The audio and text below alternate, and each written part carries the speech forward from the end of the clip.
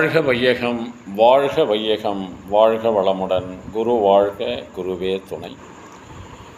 மணவளக்கலை உறவுகளுக்கு கோபாலின் வணக்கங்களும் வாழ்த்துக்களும்.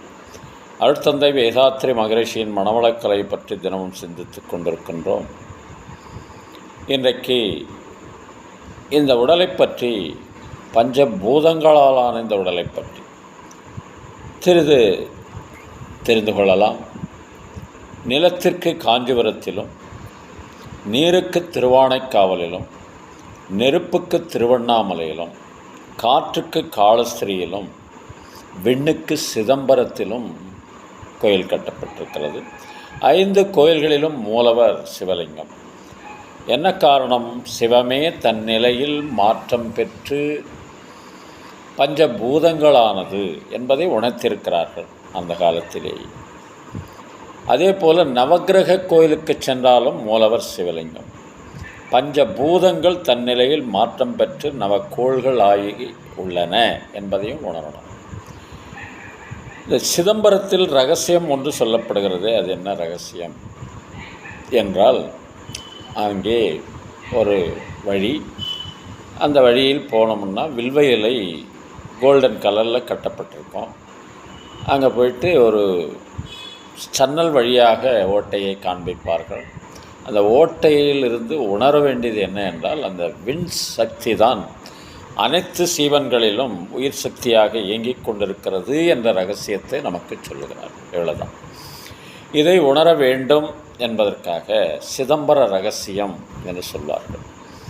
சித்தென்றால் உயிர், அம்பரம் என்றால் ஆகாசம். அந்த ஆகாசமே நம் உடலில் மட்டுமல்ல, சிறிய எறும்பாக இருந்தாலும் அதன் உடலில் உயிர் சக்தியாக விண் சக்தி தான் இருக்கிறது என்ற ரகசியத்தை சொல்லப்படுவது. இதை நாம் உணர்ந்து, இந்த உடல் பஞ்சபூதத்தால் ஆனது, அதை எப்படி பாதுகாக்க வேண்டும், பராமரிக்க வேண்டும் என்பதை உணர்ந்து போற்றி பாதுகாத்தால் 120 வருடங்கள் வாழலாம். ஆனால் இப்போது இருக்கிற சூழ்நிலை ரசாயனம் கலந்த உணவையும் மாசுபடிந்த காற்றையும் சுவாசிக்கக்கூடிய சூழ்நிலை. அதனால் 120 இருக்கிறோமோ இல்லையோ 100 வயது வரைக்கும் வாழலாம். அதற்கான பயிற்சி முறைகளை அருட்தந்தை வேதாத்ரி மகரிஷி வடிவமைத்து நமக்கு மணவளக்கலையின் மூலமாக கொடுக்கிறார். அதை பெற்று மகிழ்ச்சியோடு இந்த உடலை ஆரோக்கியமாக வைத்து கொண்டால் நீண்ட நாள் வாழலாம் என்று சொல்லி, இதற்கு கவியரசர் கண்ணதாசன் ஒரு கவி எழுதியிருப்பார்.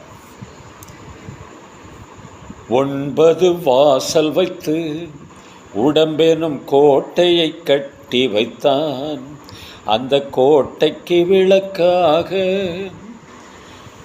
அந்த கோட்டைக்கு விளக்காக அறிவெனும் தீபத்தை ஏற்றி வைத்தான். ஆகாத வழக்கமெல்லாம், அறிவுக்கு பொருந்தாத பழக்கமெல்லாம், ஆக்கத்தை கெடுத்து வைக்கும் மனிதனின் அழிவுக்கு வழிவகுக்கும்.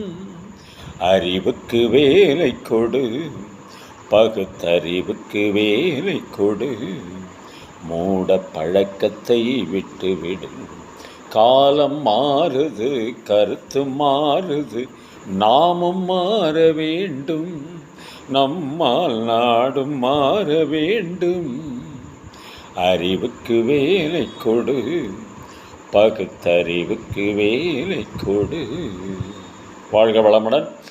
இன்று பிறந்தநாள், திருமண நாள் காணும் அன்பர்கள், நண்பர்கள், மணவளக்கலை உறவுகளுக்கு அருட்தந்தையின் அருட்காப்பு, அருட்பேராற்றல் இரவும் பகலும், எல்லா நேரங்களிலும், எல்லா இடங்களிலும், எல்லா தொழில்களிலும் உறுதுணையாகவும் பாதுகாப்பாகவும் வழி நடத்துவதாகவும் அமையுமாக.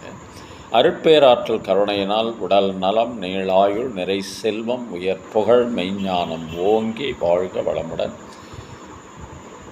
என்று குருநினைவோடு வாழ்த்தி மகிழ்கின்றோம். திருமணத்திற்காக காத்து கொண்டிருக்கும் பெண்கள், பிள்ளைகள், இவர்களுக்கு நல்ல வருணம் இந்த விரைவில் திருமணம் நடைபெற வாழ்த்துகின்றோம். வாழ்க வளமுடன்.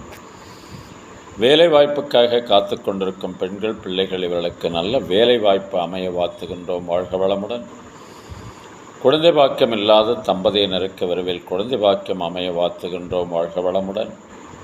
உடல் நலம் குன்றியிருப்பவர்கள், மனநலம் பாதிக்கப்பட்டிருப்பவர்கள், தொற்றினால் பாதிக்கப்பட்டிருப்பவர்கள் அனைவரும் விரைவில் பூரண உடல் நலம் பெற வாழ்த்துகின்றோம். வாழ்க வளமுடன். உலக மக்கள் அனைவரும் மனவளக்கலையில் இணைந்து உடல் நலம், உயிர் வளம், மன வளம், நட்பு நலம், ஆன்மத் தூய்மை, இறைவுணர்வு பெற குருவருளும் திருவருளும் துணை நிற்க வேண்டி வாழ்த்தி மகிழ்கின்றோம்.